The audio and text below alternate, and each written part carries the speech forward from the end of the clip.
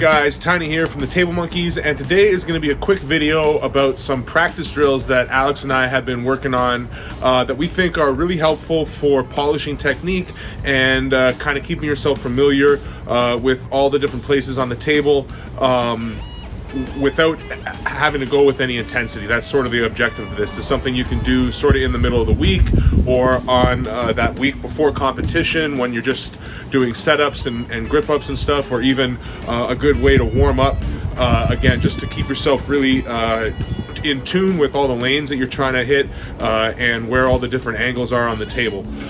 So this is just Mike from Toronto crew here, Mike and I, doing these drills at Fortis, and I'm just going to voice over and explain the drills as you watch us do them. All right, here we go.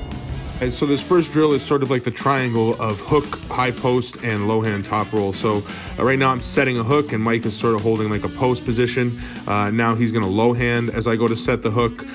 So obviously if someone's posting on you, hooking is a great option. If someone's hooking you, low handing is a great option. And then if someone wants to, or someone is low handing you and you can, posting and taking the riser that they've given up is obviously the other great option. So this triangle of moves kind of works well together, and we find this drill is a great way to go through all three of them. So again, Mike's going to set the hook. I'm not giving him any resistance. I'm just letting him get in there and set the hook, and then I'm going to low hand as he sets the hook. And when we do this, once we reach that point of me being in his fingers, he's not going to try to drag me back, and I'm not going to try to open him up anymore. And then same here, I'm going to low hand and he's going to post. And once he's got that position on my hand, it's not like he's going to wrench on my finger and try to pull me to the pad or anything like that. So the next one is shoulder roll flop. So this takes a long time for people to really learn and feel on the table. So we figured this would be a great drill, just starting from a start position and just trying to feel like the difference between the shoulder roll and the flop, and when you might want to go to one or the other. It really has a lot to do with your opponent's hand position. So if the hand position is lower, you're going to want to shoulder roll over top. If their hand position is higher, you're going to want to flop underneath.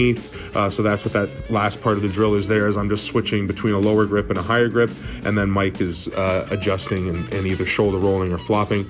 And now I'm doing the same, so shoulder roll first, then my flop. And just doing this drill right away, I started to feel some different angles on the flop that I haven't felt before, because it was just casual and I was able to actually feel things on the table as opposed to have to exert so much force.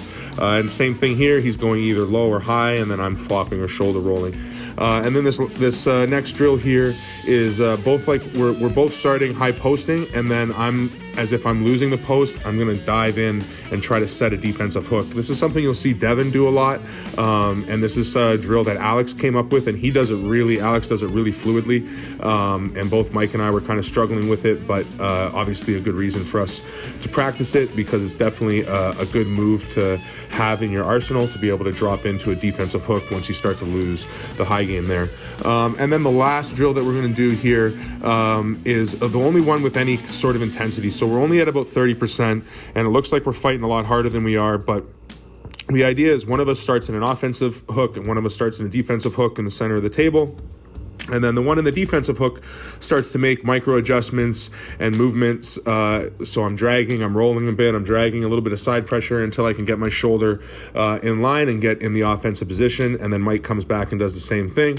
And again, the intensity here is only about 30%. We're not wrenching on each other. We're just giving enough constant pressure that we have something to work through. And we're not trying to fill the gaps. When I feel a gap, or as Mike's making his adjustments, I'm not trying to, expose them and take him out of position. I'm just trying to hold that about 30% tension. This is for both of us at the end of our workout, so we're both already fatigued from the weights and stuff, so we can't go hard.